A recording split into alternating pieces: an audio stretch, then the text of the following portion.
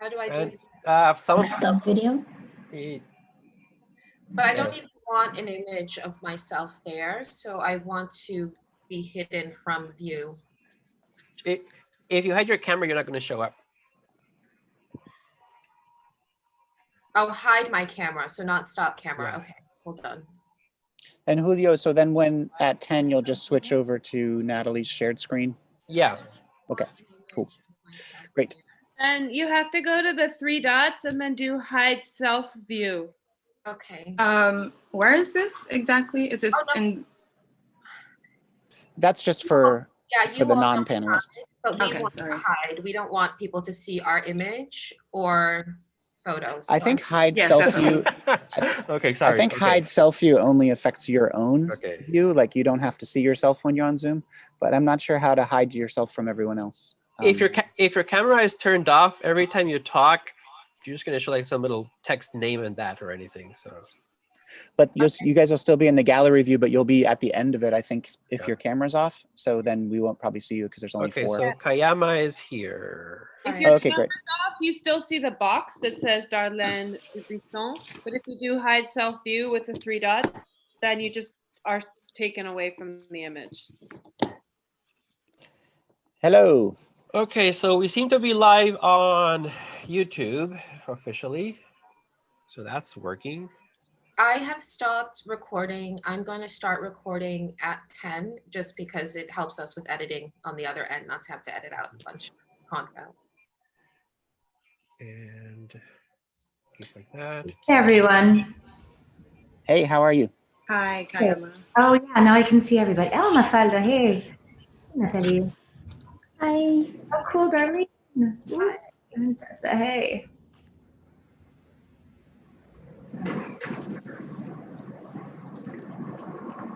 We have another tech supporter who I don't see here.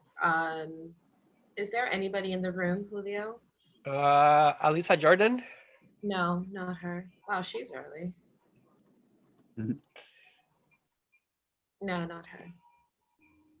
So people are starting to log in. So So if it's okay, if we feel comfortable with our sound, with our video, one thing I was telling everyone, Kaima, is I'm sure you know this, that we're looking into the camera, which is super awkward every time we speak. So wherever that light is on your computer.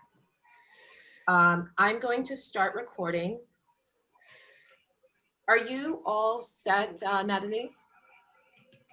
Yes, I'm set. Should I share the screen now, or are you waiting to have people come in first? I see it I see it shared. Whatever is there, it looks great. All right, so I'm gonna mute myself and then get off camera. If you have any questions of some hiccups, you can just private message Julio and myself. Okay. We're starting to record and we're live streaming. Okay, thank you.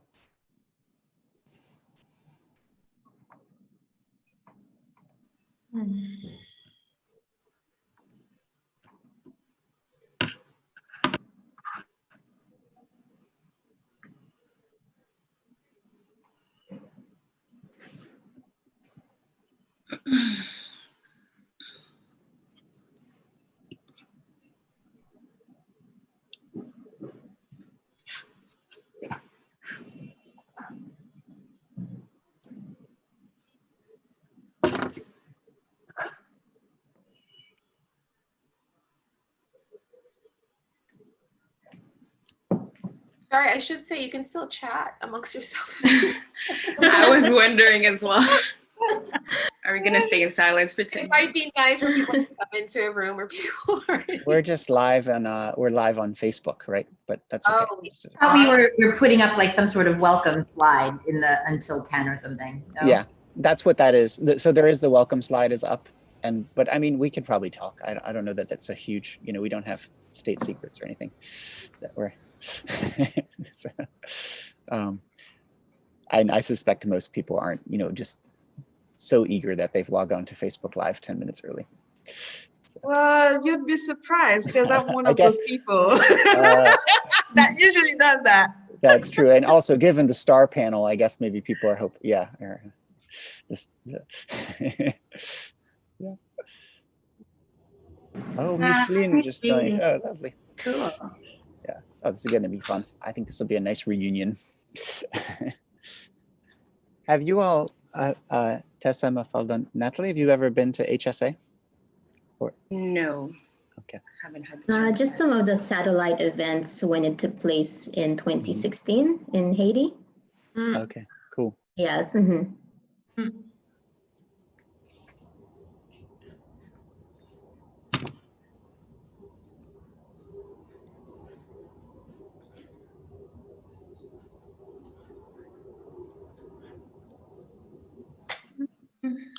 Someone going to be draconian about the time? Or we, maybe Laurent, you and I don't know. We're on like a tight timetable, it seems. Yeah, but who's going to control us then? Right, Okay, so that's Natalie has to shut us up if we're talking So too Natalie, much. you have to signal us in the chat or something if you're, I think give us we'll actually be a pretty. 1 minute warning, like to wrap it up. But yeah, so I think we're going to definitely less than 10 minutes for the opening, and then I mean, I think if you're starting to go, if each of the artists is, if it hits like maybe 8 or 10 minutes, we'll stop you because then we won't have time for. But it should be fine. Yeah. No problem. I can signal you, but I'm sure you'll be fine. Okay. Yeah. So. And. What time is it? And I like that. Yeah, as you may, I've seen this before, but you see the virtual background for our. Yeah. Is the exhibit itself. We could all have that virtual background, and then it would be very very I'll be virtual. sure to let people know what is what. The only sad thing is we can't. Well, you'll see Tessa's piece in the. Yeah, in the yeah. You're sitting right next to Tessa's piece. I'm like, I've got my back against the wall of Tessa's piece. So yeah. All of this only exists virtually now since Natalie and I took down the show.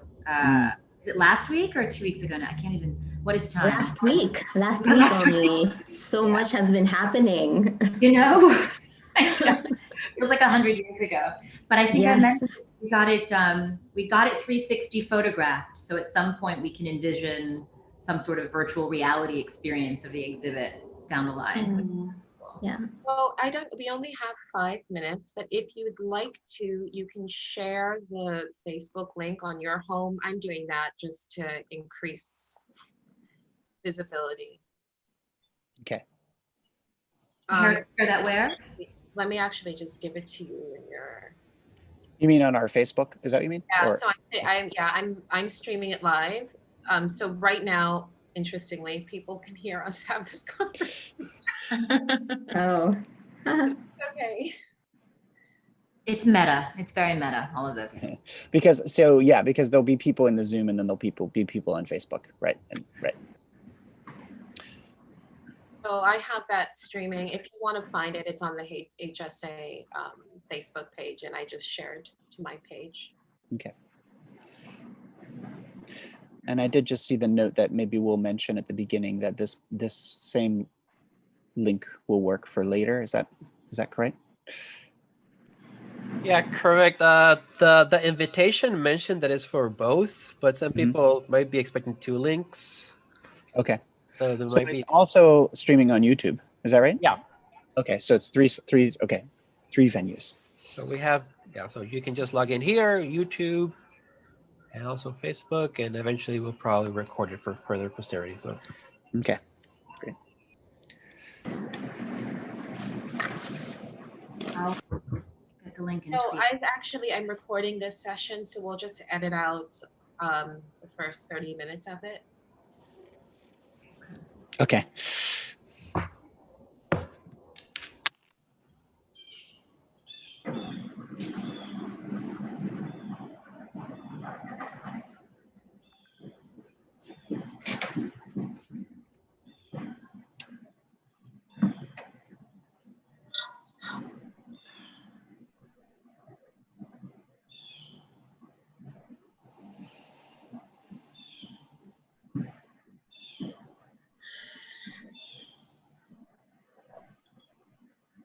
Laurent, tu es chez toi? Oui. Derrière, I found that being outside is actually the best place right now. It's nice weather, so yeah. You'll hear some. I guess there might be some birds. Yes, can hear them. Oh yeah. Yeah. Okay. Yeah. Mafalda, you're in Haiti, right? Yes. Okay. I'm in Port-au-Prince right now. In Port-au-Prince right now. Okay. Yeah. Good. Well, I'm glad we have this virtual means to gather.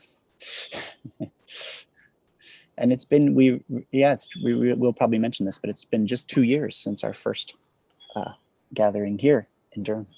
Almost exactly. Has it been? Yes, exactly. Yeah. Mm-hmm.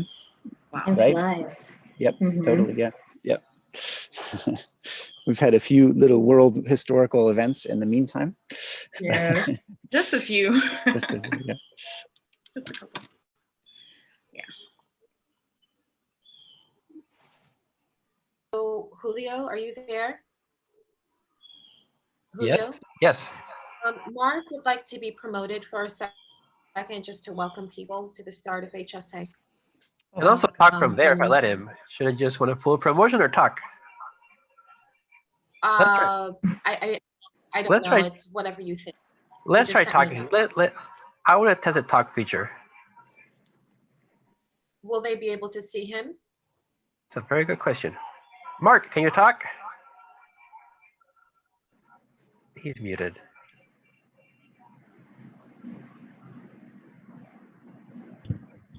All right, we're beginning in 60 seconds. Showtime. When showtime is that we start, or you all are going to say something, or we can just Mark, go? Mark, I think you can talk. Hello. Mark? Video, sorry, is your video enabled? It is. Okay, so good to know. I would need to promote him for him to be able to show his face. Okay. Yeah.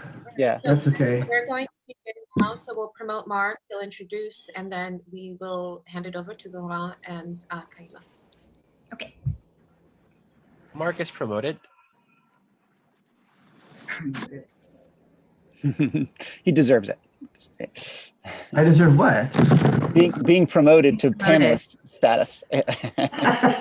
Hello. I mean, hello.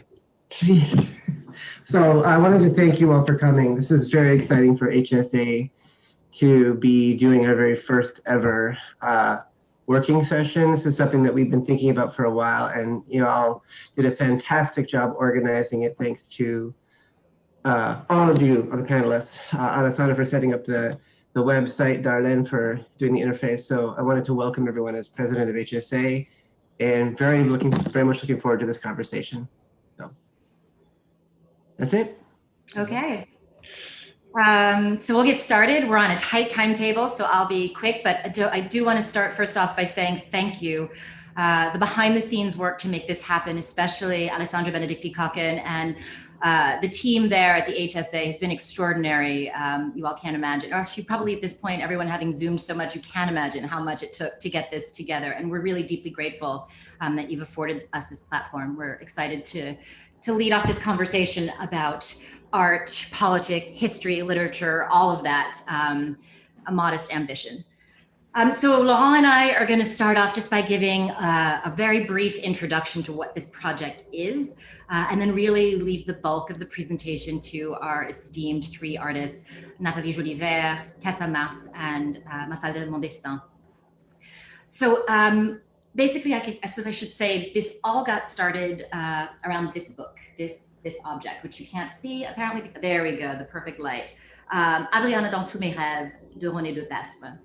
A series of sort of fortuitous conversations and encounters around this text object, both between the fact that I translated it in 2017 and it was part of a monograph that's forthcoming next year. My dear colleague and friend Laurent Dubois had to listen to a lot of conversation about de Pestre and had his own very robust interest in the novel. And the two of us got started speaking a lot about the combination of history and literature and the way that it comes through in de Pestre's work. And around the same time, I guess this was around 2017, I came upon the website of this extraordinary young Haitian American artist, Natalie Jolieberg, who had produced a thesis around one of the central spatial parts of this novel, René de Pestre's Manoir Alexandra or Manoir Adriana. And finding her online felt like kind of the point of departure for making something more out of these conversations that were happening between Laurent and myself. We reached out to her. She participated in the Caribbean Digital, which is this annual event around the digital humanities and the Caribbean. That was in 2018 at the University of Virginia. And then since then, she reached out to Tessa Mars and Natalie and Mafalda Mondestin and invited them to participate in what would be sort of the next third in what could happen with this novel. So moving from literature to history to the visual arts. And that's where we ended up right before deciding to go really crazy and propose an interactive online book club, and this is before COVID, and then a visual art exhibition that launched in February 2020, literally a couple of weeks before the world shut down.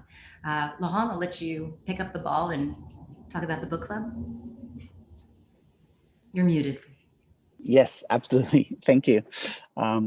So the idea of the book club was essentially to gather together in a kind of virtual space as many people as possible who are interested in reading this novel collectively. It's an extraordinary novel. The translation is extraordinary, and it's a novel that has in a sense not been that accessible to Anglophone readers for a long time. So we wanted to take advantage of the translation being available and to bring together readers from the academy, students, faculty, as well as a broader public. It was an experiment that we felt went really well, and we kind of joined together a community of people from all over the world, actually, and had these discussions. For those of you who are interested, the website for the book club is online, and you can see all the different conversations. We invited some really special guests to present and open each of the series as well. And so there's a lot of material there that now is available for teaching. And the schedule was essentially that we moved from that book club into the opening events of this exhibit. I should say that we'd had a number of conversations going back now 2 years almost exactly to a convening at Duke University and then another at Barnard, where all 5 of us sort of sat with a novel where the artists sketched and worked with each other. So some of what we'll talk about today is just that process of encountering art and literature and how that worked out. So Natalie, if you show the next slide, this is the slide of the book club. We were privileged to have Edwidge Danticat come to Albertine Books, and we had sort of the beginning of the weekend of the opening was a conversation with her about the novel. She's a great lover of this novel and wrote the preface.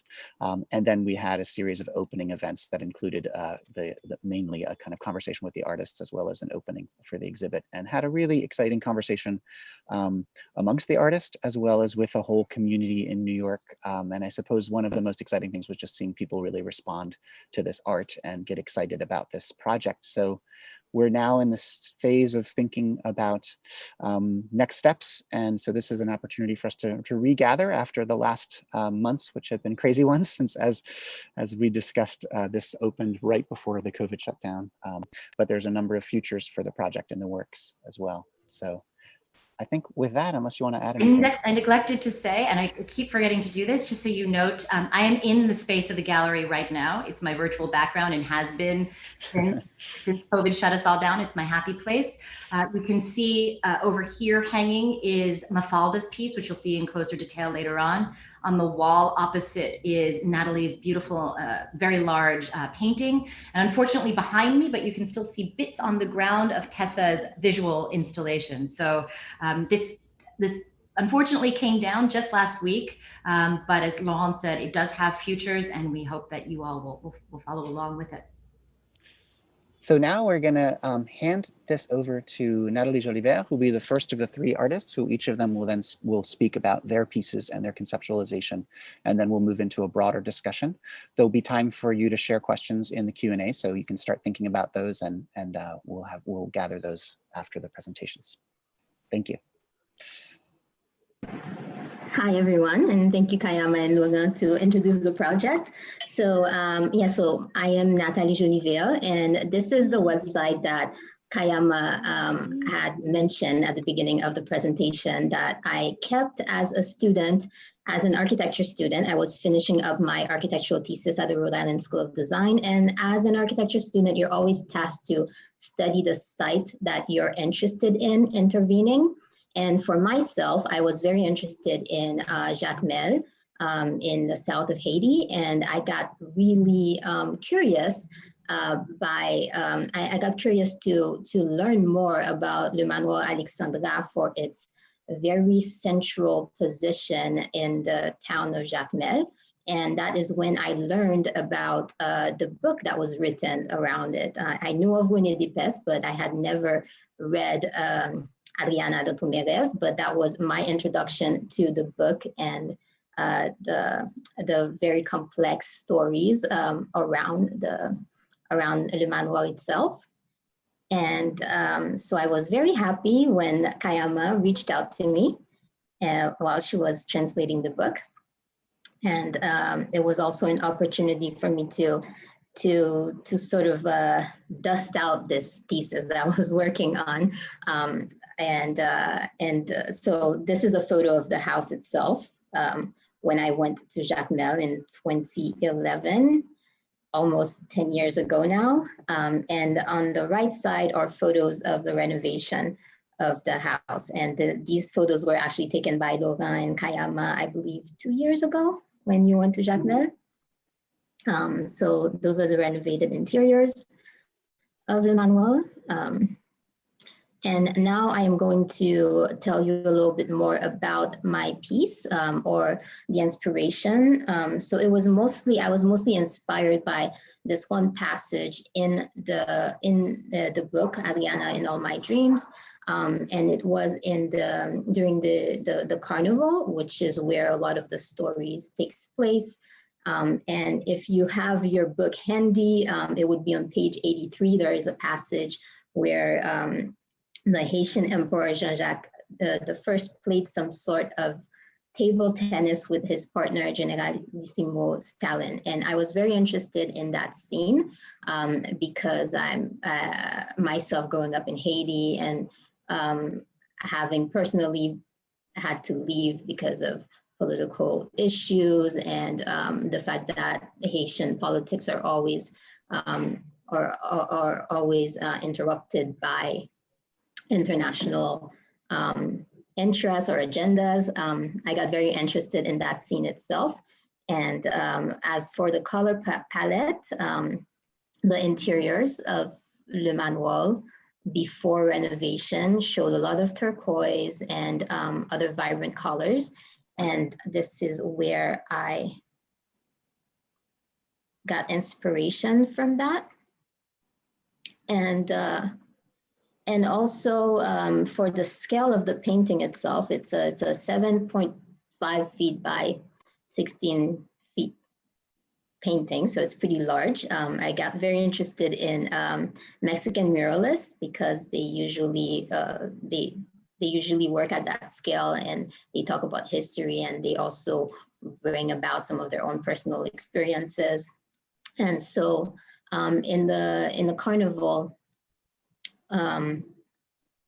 Dessalines is playing against Stalin. However, myself, I'm interested in more of drawing a parallel with more current events or recent events where Haiti had issues with the UN, and then also you had the whole Petro-Caribe protest. And so I take the opportunity to sort of like bring out those symbols as to Dessalines, who is also a figure that is brought back into those protests in Haiti, how he is fighting against all of those powerful institutions and countries.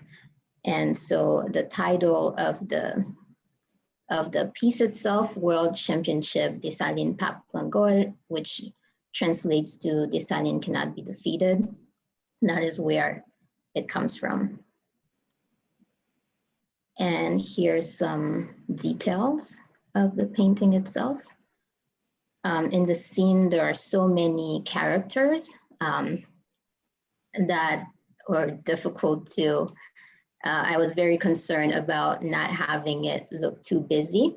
And so I instead used the different scales to focus on some of those, or just have the opportunity to show some of those characters in the background. And I think that will be it for me. All right, thank you, Natalie. I think Tessa is up next. Yes. Yes, so hello everyone. I am Tessa Mars, Haitian visual artist currently living in the Netherlands for an artist residency that will last 2 years. My practice is mostly based upon self-portraiture. It's not the only thing I do, but it's really the core of it, where I either create characters from, let me start over a little bit. I created this character, this alter ego version of myself that I call Tesseline, as a way to insert myself in Haitian history and tell stories about different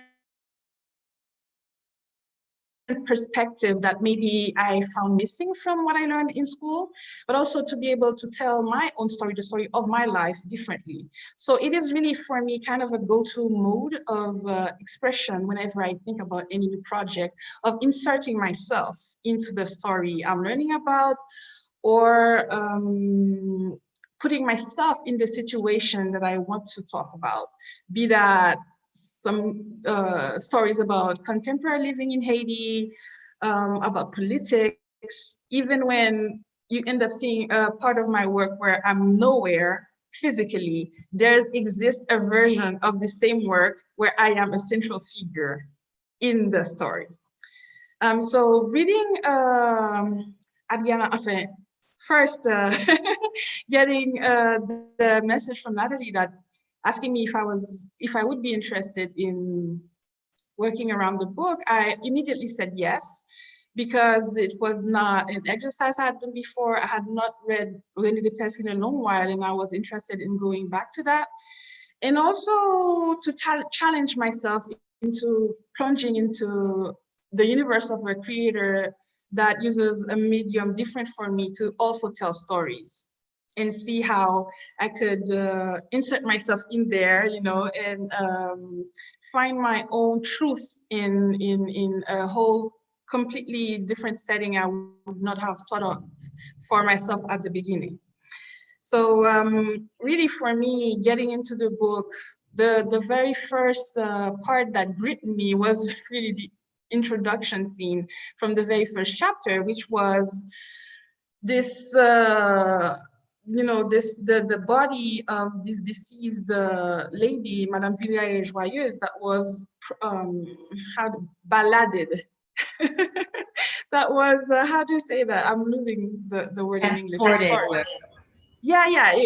They were in this fancy Cadillac car. The body was seated, and she was being carried through the city of Jacmel, and it immediately made me record these carnival queens on their big les chars de carnaval, and immediately I started thinking about how bodies move in the city, who moves the body, the ownership of bodies, female bodies in particular, and also immediately trying to link how this body that was dead and being circulated in the city, how I could establish a parallel with Adriana's experience of her body, not quite dead yet, but also being circulated in the city and losing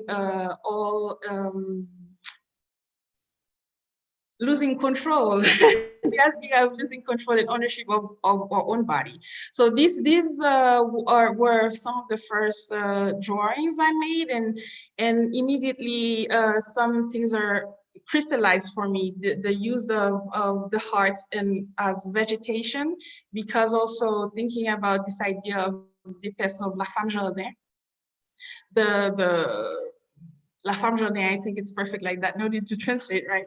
So I decided to create this installation that I call the Côté Jardin, on the garden side. So Natalie, if you could switch. For my installation, also decided to to work with a medium that I had not worked before. So this work is going to be the opportunity for me for a lot of first time working from a book, but also first time using papier-mâché, which is a tradition that's really strong in Jacmel, which was another way for me to connect with the city and with the carnival scenes that were happening in the book. And what I really wanted to try and render two different perspectives of the body of Adriana Siloé.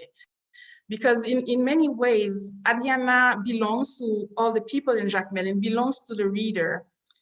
And it's a body that's the object of all types of convoitises, of desires, and I was wanting to confront this perspective on the body and her own perspective, which was that she was looking for freedom and the best possible life for herself, and having to choose and decide where that was going to be. For me, between going back to what she knew before and taking this opportunity to go towards the unknown. And so I see this. I mean, I think I wrote in the statement that it was an offering to Adriana herself. So I wanted something that could be seen as, you know, little flower or plant arrangement, but really in the details. Next slide. What I created was different body parts, mostly hands, because hands reaching out is for me something that is really evocative, and a hand that's cut also about powerlessness. But I created all these little papier-mâché fruits, des amandes, and mangoes, and also shells, because often those were the words that Winnie the Pest used to describe a female's sexual attributes or genitals, if you want, and thinking about all the lexical les mots de référence pour parler du corps de la femme. My English me fait défaut. I've also included mirrors in the pieces. Sadly, I did not choose to put one of these of the parts where you can see the mirror, because I wanted the viewer to be reflected, because I felt that as a reader, I was an integral part. I was very complicit in looking at Adriana's body as this thing, that imagining how beautiful it must have been, or how, you know, how you can come and want to possess it. And through the work, next slide, trying to evoke or to freeze certain moments of maybe what I think was reaching out for something else, or translate a certain idea of powerlessness. And in the end, next slide, having an Adriana that was more looking at you in a more frontal representation, and the moment where she decides this is exactly where I'm going to be. Through the work, I also wanted to have an energy that was really, I would say, otherworldly. And you'll notice that usually none of the bodies are really flesh colored. Because for me, I really did not pay attention to the foreignness of Adriana, but for me, Adriana, in a way, represented all women that in the Caribbean and in certain cultures have this experience of being looked at this way, or feeling that they have no control of their destinies. And I think one last thing I'd like to mention is that one thing that I've also thought about when I was doing this work is the way that it could be modulated. So I had different elements that I could rearrange as time goes by, I see that my thinking about the piece itself is changing. And I think that probably the way that it was presented in New York is the only time the pieces will be shown in this particular arrangement. And maybe one last thing is that I really had this in mind. I really kept in mind the idea and the presence of death and the grieving in the cemetery. So in fact, when I was doing this portrait, for example, I had in mind the funeral crowns that you see in Haiti, in the cemetery, where there's these metallic arrangements of flowers and hearts, and that they're permanently there to as a symbol of people love for their deads. That's about it. Thank Thank you. Sandra. Mafalda, can we ask you to join? You've got to just unmute yourself. We're missing your words. Sorry, guys. Hi, good morning, everybody. So glad to be here with you all on this panel. I was approached by Natalie, or more specifically by Tessa, introduced to the project by Tessa, and then spoke to Natalie about joining this project. And Adriana dans tous mes rêves is a book that I read when I was a child. So I thought it was a very great opportunity to revisit this story as a creative and to interpret parts of it visually and through installation specifically. I also realized through rereading this book that I did not understand what I was reading as an 8-year-old child. So it was really interesting rediscovering all these different aspects of this book. And honestly, to tell you, to this day, I feel like my interpretation of this book is still kind of changing. So my piece that you're seeing here is a cut paper installation piece, and it's called La Traversée, which translates to the journey. So throughout the whole book, there's several iterations of what happens to the main character, Adriana, in this story. But the particular passages, 2 passages that inspired this piece for me were specifically the passages where Adriana is recounting her own story about how she got to be in that state. So it was,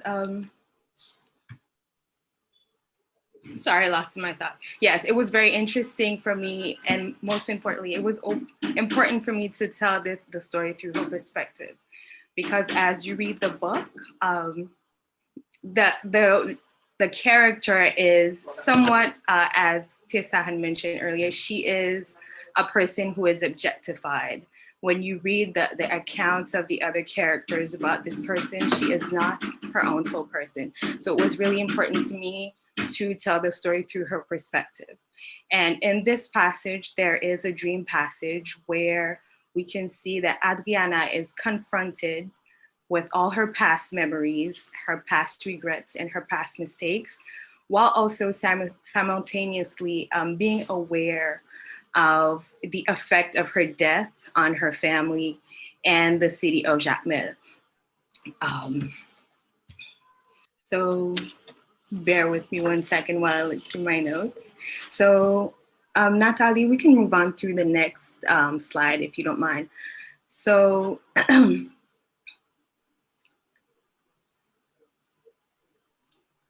if you're able to. So this was an initial sketch of just Adriana's face, eyes closed in death pose. Even though she's not dead, she's zombified, but the details of the patterns that are around her head are details that I specifically took of patterns that are found in the doorway of the Manoir Alexandra. I decided to use that as a reference just to reference the space that is important in the story that is associated with this character that is objectified. So Adriana is seen as the ultimate goal. she is born from a rich family. She's a woman who is, her beauty is veneered, and she is also associated with that building. So it was very important to me to show that in this representation. So if you can also, in the sketch, you can see there's a hand on Adriana's shoulder. So we can move on to the next slide to further explain that. So in the passages which inspired the work, we understand that Adriana is no longer her own person. So we can see in this picture of the work in progress, the hand on her shoulder and a hand holding on to her wrist. One interesting thing about that passage for me, or a lot of aspects of the book for me, I interpreted it as possibly a way of, bear with me one second. I interpreted it as Winnie Dupes, his own thoughts towards having to leave home and having to leave Haiti. And I feel he embodied that in the person of Adriana. So if we could go on to the next slide.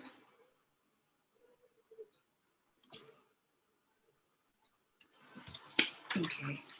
So the piece itself, I made it in a way to where it is a very mysterious piece, where it engages people, where you, from afar, you don't really know what you're looking at, but as you approach the piece, different aspects of itself reveals itself. Different hidden references, like in this image, you can see butterflies. And this is in reference to a specific character in the books, Bernard Gonchile, which was a person, a philanderer who was cursed and transformed into a butterfly who happened to walk around raping women in the village of Jacmel. So I thought it was an interesting thing to add, an interesting, how could you say, if somebody reads the book, they will notice that detail. They might get that detail of Bernard Gonchile. We can move on to the next slide. Natalie? Yes. So in there as well, in this piece of the work, you could see like silhouettes of faces, you know, because, yes, representing the different regrets that Adriana was not able to fulfill in her life, and also questioning her future. So, you see, bear with me one moment. Yeah, so ultimately for me, this piece was meant to be mysterious, was meant to bring people in and engage them in that specific passage of the book, the dream passage of the book, where Adriana is reevaluating her life and ultimately re-examine everything before she moves on to the next step of her journey. So I believe I spoke of everything on my piece. Thank you, all three of you. Thank you so much. I believe our next move is to open up to Q&A. So if you all want to, people out there want to gather questions, are we someone moderating the Q&A, or we? I'll be moderating the Q&A. But I actually wanted to ask quickly, as people, so as you think of your questions, please start putting them in the Q&A and we'll gather them. But I did, I kind of wanted to start also just by asking each of the artists if they wanted to reflect, you all have a little bit already, about what it was like to work with a work of literature, you know, this interface between visual art and literature, which is kind of a theme today. And kind of, was that a new experience that bring up? I noted that all three of you, I think, experimented with some new forms, with some new ways of doing your work with new, and I'm just kind of wondering if you have reflections about that, about what this experience of working between novel and art might have opened up for you in terms of your praxis. So, and again, for all the attendees, please go ahead and put your questions in the Q&A, and we'll pose them to the panelists. Can I go first? Yes, just like Tessa, this was an experience of first for me. I chose to use a medium that I was not familiar using before, which is the cut paper medium. Also, it is very interesting creating on top of somebody else's creation. Part of me wants to make sure that I am respecting, the original piece of work in my work as well. So it was, in that sense, it was a very interesting experience. And it's also, in this sense, I have discovered a medium that I do want to use now and explore more in my practice. So yes, I can speak on that specifically.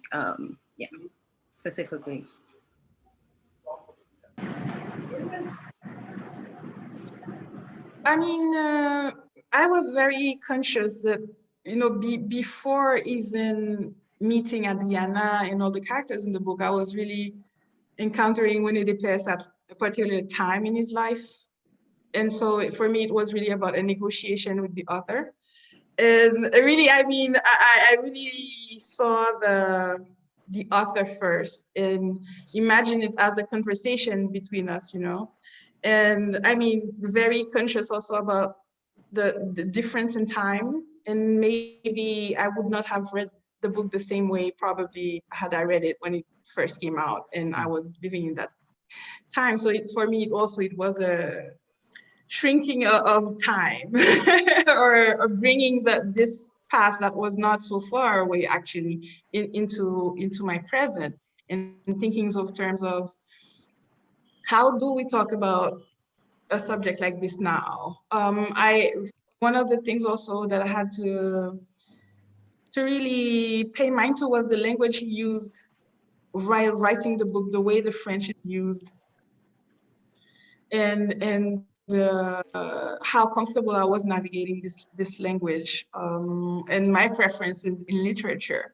But I think these negotiations is something that happens to every reader that opens any book actually, and for me it was about extracting something that I could apply to my life, and it is always the way I've seen my art production as something that helps me grow as a woman, as an artist, as a Haitian person. I cannot say to this day, I'm very ambivalent about how well I managed to, or how successful I was in creating this piece. And that's why for me, the piece is always shifting in how I imagine it continuing, because I mean, both my relationship to the book is changing, but also in how to best situate myself in this book, in this writing. So it's a forever push and pull between the book and myself, and I think that's the scene of a great book that leaves a trace on you, and you continue thinking about it for a very long time.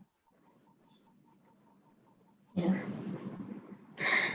I would say that for myself, kind of the same way that you feel like, Tessa, you have a push and pull experience with the book. I would say the same for me. I was, as I mentioned earlier, I got interested in the book when I was doing my research for my architecture degree project. And at that time, the context was that it was right after the earthquake, just 1 year after. And there was a way that Haiti or the reconstruction projects of Haiti were talked about that felt that Haiti never had a voice, right? And so that really is how I got interested in Jacmel and in someone who is from Jacmel writing about the town itself and all of that. And yet I did feel that it was a different era. And to me, it was important that I read that book as well as I read Edwijansikas After the Dance, because I felt that it was sort of like a good foil, is that the word? Like it was a good complement to Adriana in All My Dreams, because I did feel in Winnie the Pest a position of power as a male author, and the way that he spoke about the women figure, and even though there was the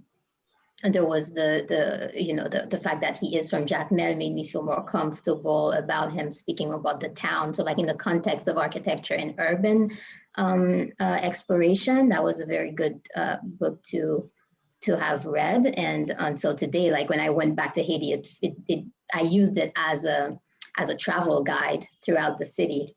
But the same way that I also used Edwijansikas' book to understand how that plaza was animated during Carnival, but closer to our time, right? And in herself talking about not feeling safe, partly because of her own upbringing, but I'm thinking myself as a woman, navigating the Carnival in Port-au-Prince was difficult. And so in Jacmel, that was the only place that I felt more that I could walk around not feeling unsafe. But in terms of like producing around a piece of literature during my thesis itself, so that was like almost 10 years ago, to really grasp the story itself or the space, Jacmel, that's something I was already doing. So this exhibition just gave me the opportunity to spend even more time, because back in 2011, I was also thinking more about space rather than the story itself, or how I can make it give a parallel with the historical events that happened after. So yeah, that's my response. Great. So there's a bunch of wonderful questions that have come in. The first maybe I'll pose is from Josue Azor, I think the photographer, in fact, a Haitian artist, who is wondering about the process of creation, like how, between the three of you, I think, and maybe in dialogue with us, but specifically, what kind of discussions maybe you all had and kind of interfaces you had. There is a way, obviously, in which there's echoes between the pieces. So would you be able to talk about any of that? Yeah, maybe I can start. So we had a few meetings just like this, virtual meetings on WhatsApp, trying to figure out tech issues because we were in different countries and all of that. But I think that I go back a lot to the initial sketches we did. And we had sort of like call-in responses where one person would just sort of like feel interested, get very interested in one part of the book and bring out details that myself I had never seen. And that was, I think, a time where our work was the most similar in terms of the approach. Or like, I mean, we obviously went and did different, we used different media. But that was sort of like, I really enjoyed those first strokes, let's say, in our conversation, because it has become almost sort of a journal of our ideas that I go back to a lot right now as we are thinking about the next steps. But those are my first thoughts.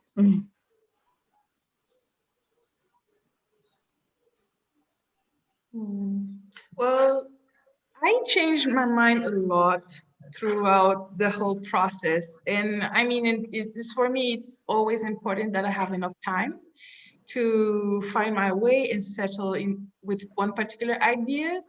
The fact that Mafalda and I were both in Haiti at the time made it so that maybe we talked more Mafalda and I, then maybe with Natalie, although we did have a group chat where we could exchange ideas, and that was also very important. I mean, even just as a, you know, taking care of the details of the very real logistic aspect of the show. But I felt like for the longest time, even if I was highlighting certain aspects of the book that were interesting to me, I could not settle on a definitive idea or a definitive answer about what I was going to do. Especially as the only thing I knew is that I wanted to challenge myself. I am usually known for my paintings, and I didn't want to be strictly doing painting, and so that there's also a certain degree of anxiousness in trying something new. So I felt this. I had the support of everyone. And nobody doubted for 1 second, and there was a lot of trust involved. So I think that part was very good for me to to just go ahead and not worry about what it was going to end up being.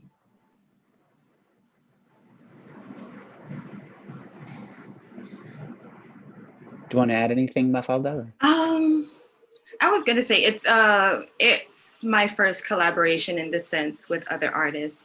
I think we, just like Tessa, throughout the whole process, I often changed my mind. I tried many different mediums to see what would fit best with how I wanted to create around the work.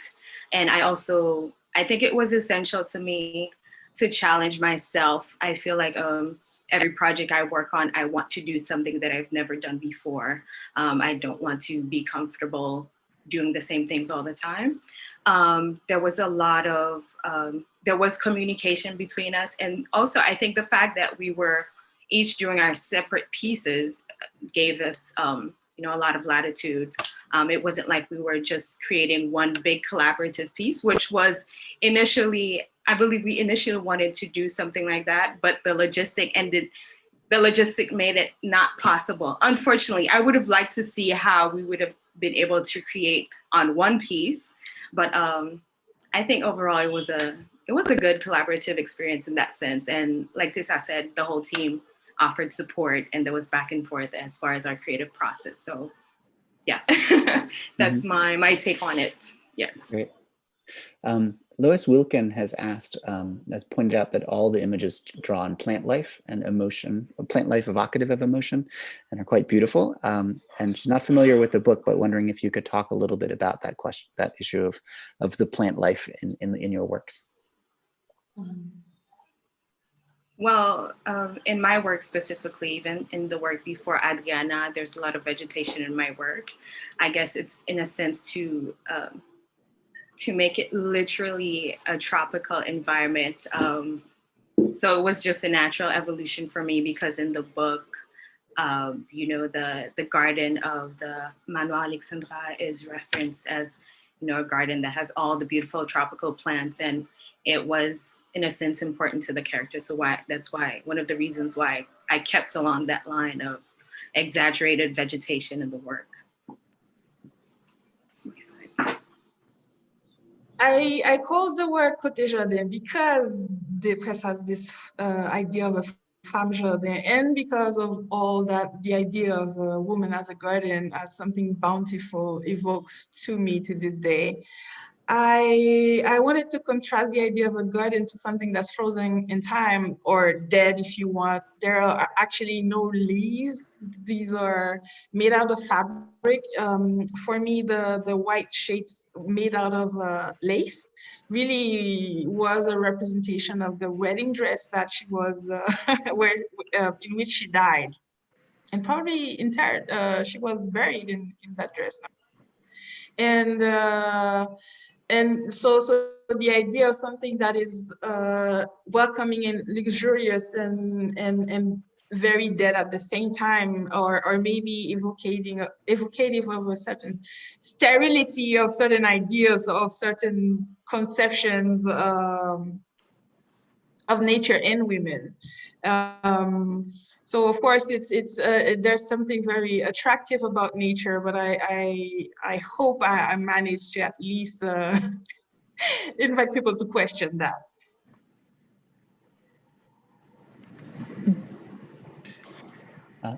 Did you have anything to say about that, Natalie? Or? Well, just that for myself, actually, in my piece, this piece in particular, I do not have much vegetation, and probably intentionally because I want to focus on the carnival characters, but also there's a reality of what happened to that plaza that really saddened me in the book at that time, and also I guess like maybe even 20 years ago, there was a lot of vegetation on the plaza, but then with a national plan to renovate plazas around the country, this whole like all of the trees were cut down, and while I was doing my thesis, the garden itself was overgrown at Le Manoir Alexandra, and it definitely felt mystical. And I could imagine all sorts of stories there, and the fact that maybe that house is haunted, you know, like the way that Winnie the Pest talks about they shouldn't have called it the Villa Adriana or whatnot, but then it changed, right? Recently, as it was, it was renovated. The house itself was renovated, and the garden was is no longer the same as it was before. So I've been reflecting a lot about that, and yet it's not really something that I brought up in my work for this piece. Just something that I wanted to share. Okay, we have a couple questions from Jay Brown, kind of interrelated questions about the fact that the book celebrates the life and mourning and the death of a white woman, and how that affects, you see the story and then the references of Vodou in the text, as well as also just the broader undertones of love and heartbreak in the story, and whether that sort of shaped your work. So those kind of elements of the novel, how you kind of related to them. I think Tessa spoke to that a little bit earlier as well, but any thoughts on those? Or? Well, yes, I felt very conflicted that the white woman is the protagonist of the novel, and also how there's always been in Haiti this sort of like you know, putting French culture on a pedestal, or also the fact that a lot of our politics are led by international contracts or agendas. So that is something that that with my piece, actually, if you look at the way that I position Dessalines on the right side, and then on the left side, you see Adriana in a deep coma, but then all above her, you have symbols of the UN logo, the American flag, the flag of Venezuela.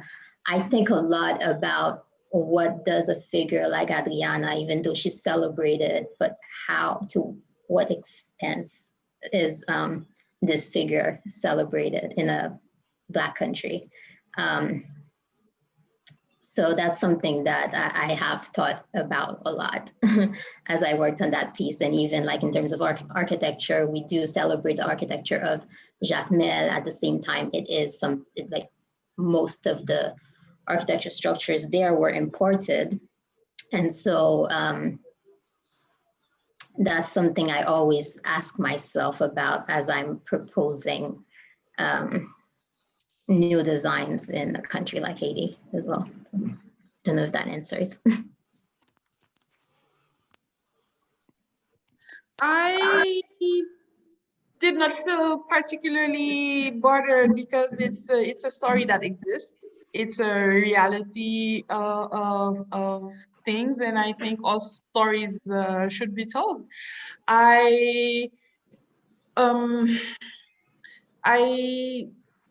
mean, all stories should be told now, maybe this would not be my favorite story to read, or maybe I would not prefer to identify to put myself in these particular shoes, but there's always a way, and there's always a connection to be established beyond the fact that she's a white woman or Creole lady. I mean, it's about privilege. It invites us to question so many things that I think it did its job. The book did the work that it was set up to do. I mean, we're still talking about it, and to this day, it's still very much a thing in the country. I mean, I kind of bypassed the whole issue because, of course, I'm the hero of all my stories. So really, I become Adriana in many ways, or I insert myself into the narrative there, and that's why I also didn't want to imagine that body, so I put my own body into the work. So that's my hand, that's my face in the portrait, and the rest is up to the past. So that's also part of the conversation. You know, I could be telling the past, do you see me in your book? You know, so it's also part where the fun is for me, where the humor comes into play.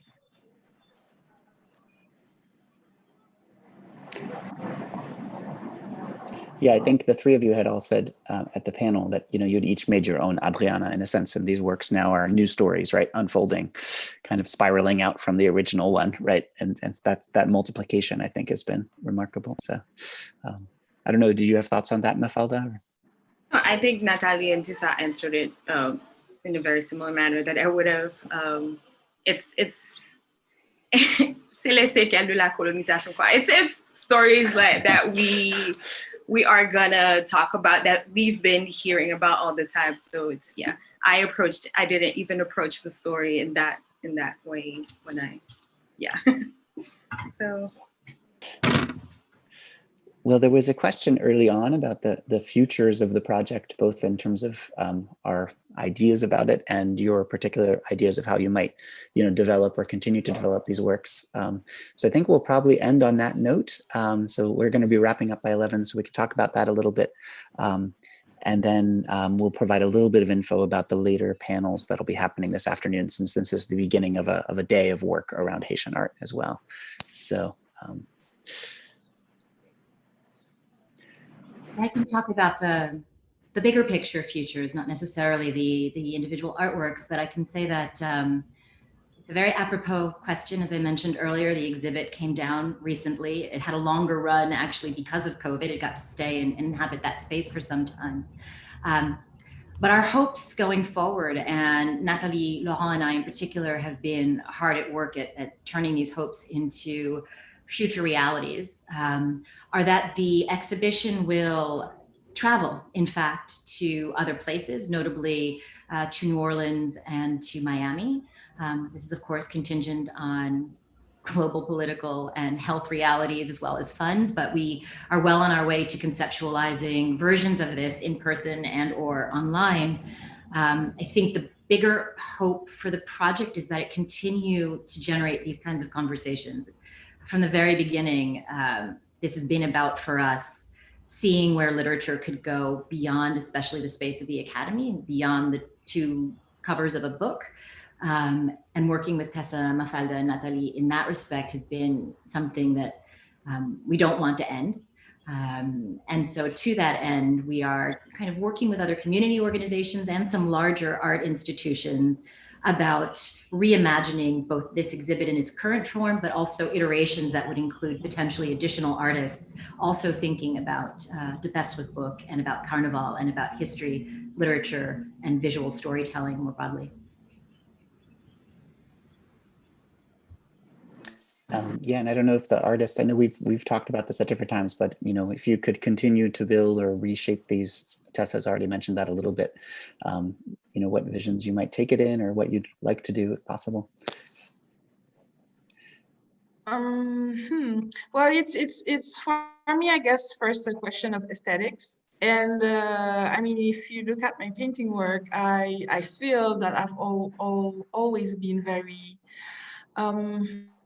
or at least recently, not very into all this exuberance or the richness of it, maybe. I'm thinking also in terms of so having something more streamlined, but also paring it down to something that would be essential, because I mean this is really going into the details. I'm wondering about the necessity of some of the elements in the work, like a lot of them were, I had created this little the pedestal to put my little constructions on, and I'm thinking about if this is even needed.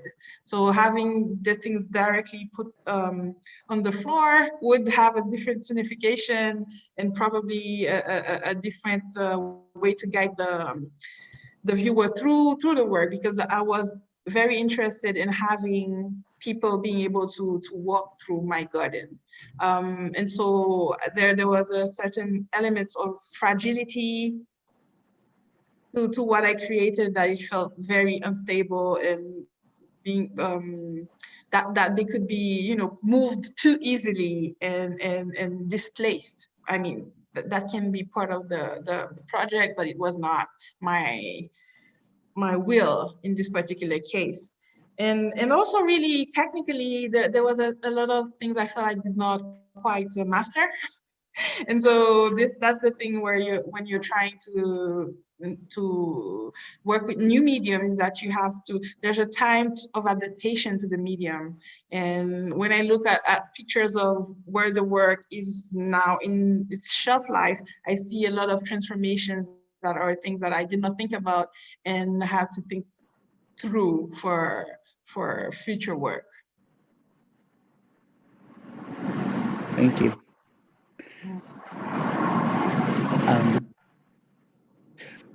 Well, I think we, oh, sorry, go ahead.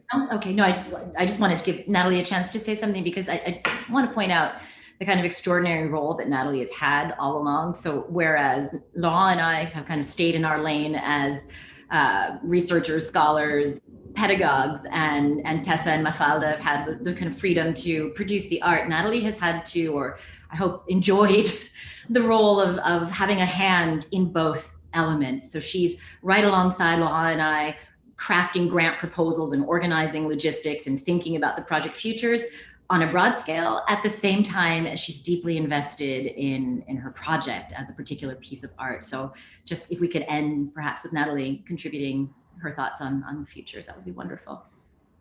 Yes, and I've been so grateful to have a wonderful team to work on this together. Yeah, well, I would just like to say, I mean, first of all, thank you, but also that taking the work down last week really allowed me the opportunity, gave me the opportunity to see the amount of work that Mafalda and Tessa have brought into this. And, you know, you and I, Kayama, like even in trying to the very intricate piece of Mafalda, yeah, it's been really amazing. And it's made me think a lot too about how I can push the envelope in my work. And in this piece, for this exhibition, I worked more as a painter. However, with my practice, it's all about 3D and putting together structures. So I've been thinking a lot about how Mafalda and Tessa's approach could also influence my own my own production in the future, along with the depth of our conversations around literature and history with you, Kayama and Lola. So yeah, those are my closing notes, really. We've got to close now, but I do want to mention that there is another panel working group this afternoon from 2 to 4 p.m. Its title is Thinking Haitian Art in and with the Caribbean, and it features Anthony Bogues, Erica Moya James, Jerry Philogène, Petrushka Moise, Wayne Modest, and it will be moderated by Cécile Axelian and Darlene Dubuisson. And Carlos Seguius was also very much a part of organizing both that panel and this entire day. And also finally, Alessandro Benedicti Kuchen, whose work has really helped bring us all together. So thank you. One final just bit from Julio, who's been extraordinary setting up all the Zooms. This same Zoom link, he wants me to let you know, will be functioning this afternoon. If there's some problem, you would all receive new ones. But in principle, this is sort of the same stream for this afternoon's event. So we hope that you can continue the discussion with this extraordinary group later. Thank you all so much, everyone at the HSA group, Alessandra for putting it together, and of course our three artists. It's been an amazing conversation, so we look forward to seeing you in future iterations of the project. Thanks, everyone. Thank you. Bye. Bye. Bye.